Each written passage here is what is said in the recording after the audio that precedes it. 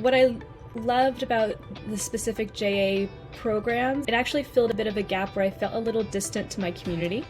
I think the pandemic definitely was part of that experience where I just feel like I wasn't engaging in meaningful conversations with people outside my core unit.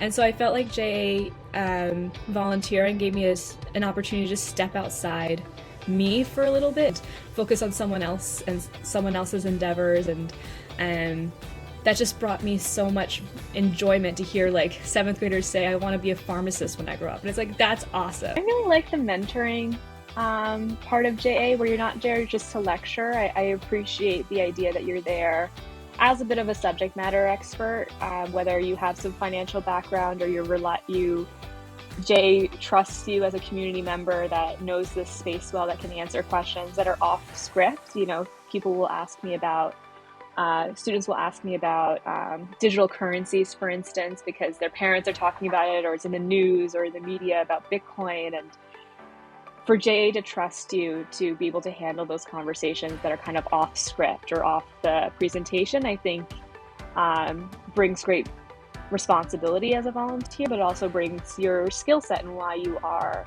such a trusted volunteer and why the volunteer program, I think, is so strong. In terms of like the students, I think the fourth grade group with the More Than Money are hilarious, and they're super exciting and fun.